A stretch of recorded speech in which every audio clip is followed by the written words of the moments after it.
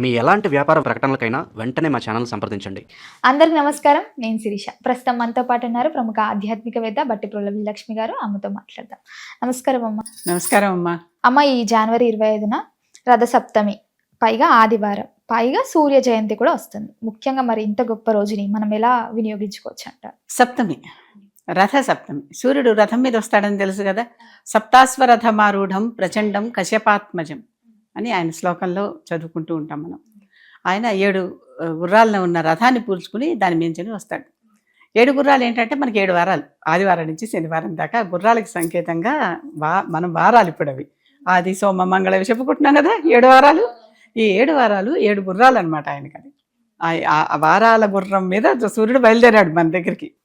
వారాలు మారుతున్నాయిగా, అవును, కదులుతున్నాయిగా, అలా వచ్చాం. అది ఆ సూర్య జయంతి అని పేరు. అంటే సూర్యుడు ఆ రోజు పుట్టాడు అంటారు.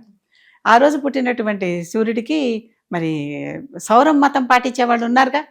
సౌరం అంటే శైవం, శాక్తేయం, వైష్ణవం ఇవన్నీ చెప్పుకున్నాంగా, గాణాపత్యం, స్కాంతం వగైరా అవన్నీ పాటించుకునే మతాల వాళ్ళలో సౌరం అంటే సూర్యనారాయణుడినే పూజించేటటువంటి వాళ్ళకి రథసప్తమి నాడు సూర్యుడు పుట్టాడు అని లెక్క. అంటే ఆ రోజు నుంచి వాళ్ళకి ఉత్తరాయణం ప్రారంభమైంది. ఆయన పుట్టి మొదలెట్టాడు ఉత్తరం వైపు నుంచి ప్రయాణం రథాల్లో. సౌరమానం వేరే, సౌరం వేరే. ఈ సౌరమానం అంటే సూర్యగ్రహణం, దాన్ని బట్టి ఇక్కడ సూర్యుడు వీళ్ళకి దేవత, ఇక్కడ గ్రహం అక్కడ దేవత.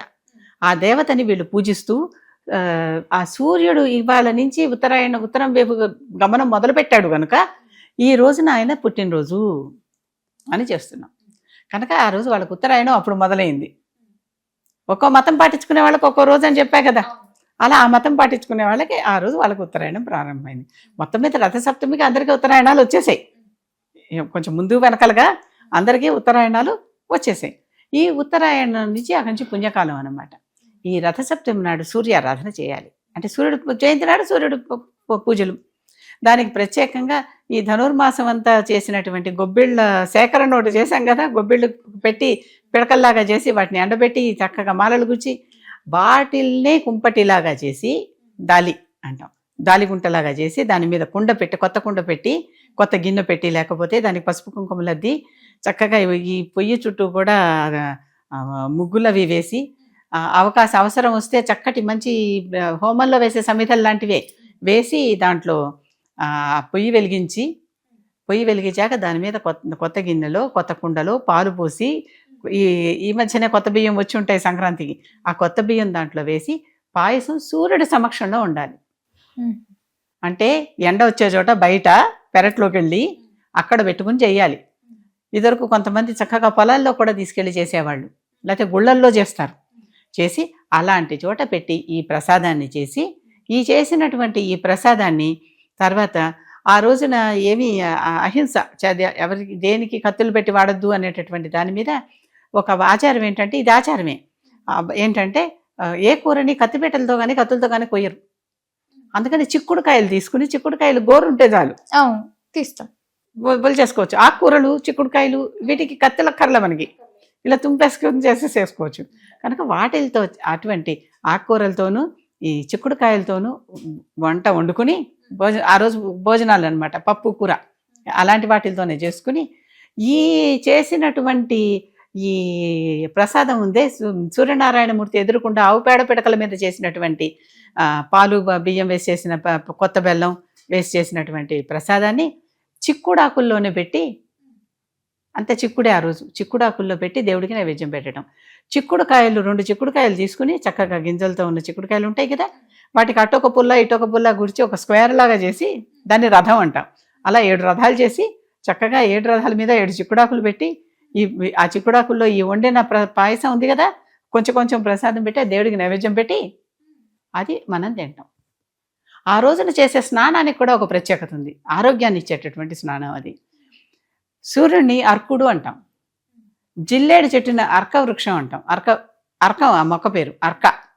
కనుక ఆ అర్క చెట్టు నుంచి వచ్చినటువంటి జిల్లేడాకుల్ని సేకరించి, ఆ జిల్లేడాకులు ఇక్కడ ఒకటి అంటే సరిగా ఇక్కడ హృదయం మీద, వీపు మీద, భుజాల మీద, ఇలా శరీరం మీద అన్నమాట ఇలా పెట్టుకుని ఆ జిల్లేడాకులు మీద నుంచి స్నానం చేస్తే ఆ సూర్యరశ్మి జిల్లేడాకుల ద్వారా, అంతా సూర్యరశ్మే కదా, వచ్చి ఇలా జారి మన శరీరానికి ఆరోగ్యాన్ని ఇస్తుంది.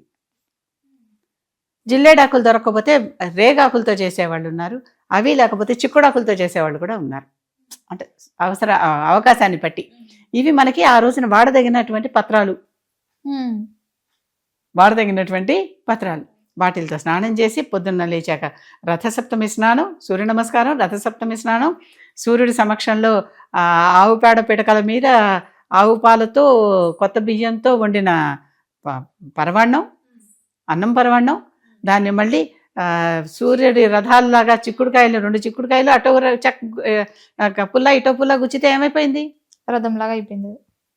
చిక్కుడుకాయలు 2 పుల్లలతో 4గా చతురస్రంలాగా చేసి దాని మీద చిక్కుడాకు పెట్టి, అంటే ఆ చిక్కుడాకి ఆ చతురస్రానికి సరిపోతుంది.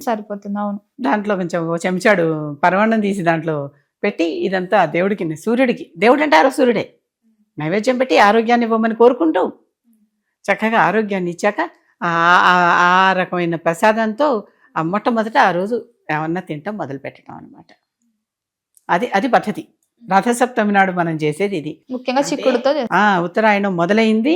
సూర్యుడు ఇక నుంచి ఇంకా ప్రజ్వలనంగా ఉంటాడు. ఇప్పటిదాకా పాపం కొంచెం చలిచలిగా ఉన్నాడు, ముంచాడు మన్ని.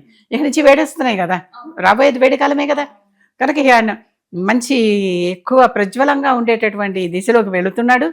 కనుక ఆ పూజ చేసుకుంటూ సూర్యనారాయణని మనకు ఆరోగ్యాన్ని ఇవ్వమని కోరుకోవడం రథసప్తమి ప్రత్యేకత. అది ఆయన పండుగను సెలబ్రేట్ చేసుకోవటం, పుట్టిన రోజును సెలబ్రేట్ చేయటం.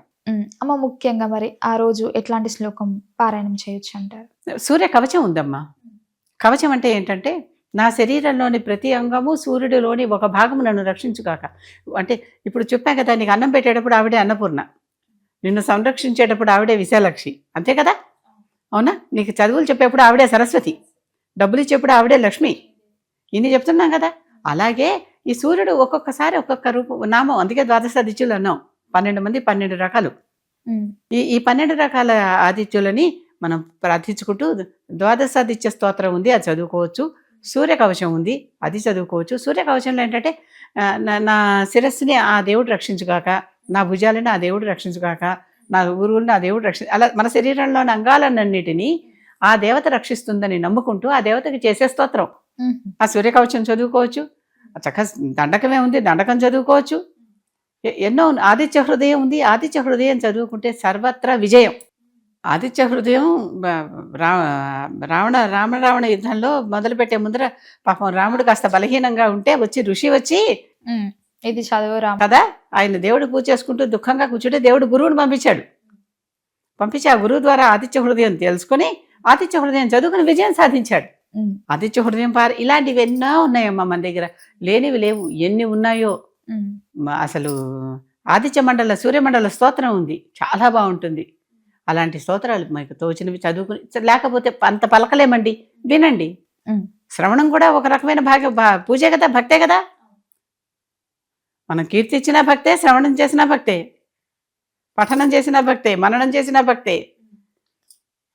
కనుక అవన్నీ చదువుకుంటూ ఉంటే ఆరోగ్యం వస్తుంది. ఆరోగ్యం భాస్కరాది ఇచ్చేత్. అందుకే సూర్య నమస్కారాలన్నీ ఆసనాల్లాగా ఉంటాయి, మన శరీరాన్ని గట్టిపరుస్తాయి. సూర్య నమస్కారాలన్నీ చేయాలంటే 12 రకాల ఆసనాలు, పోజెస్ అనమాట. అవి వ్యాయామంలో పోజుల్లాగా చేసి మళ్ళీ ఆ 12 వెనక్కి చేయాలి, మళ్ళీ రిట్రీవ్ కూడా చేయాలి వాటిని. అంటే మళ్ళీ అట్లా ఆగిపోకూడదు అనమాట, ఎక్కడికక్కడ మళ్ళీ అవన్నీ వెనక్కి తీసి చేశాక మళ్ళీ ఈ 12 సార్లు ఒక్కొక్క దేవుడికి 12 ఆదిత్యులు నమస్కారాలు చేసుకుంటూ చేసి నమస్కరించుకుంటూ అది ఆరోగ్యం కోరుకోవటం. అమ్మ, మొత్తం మీద రథసప్తమి గురించి తెలియజేసినందుకు ధన్యవాదాలు.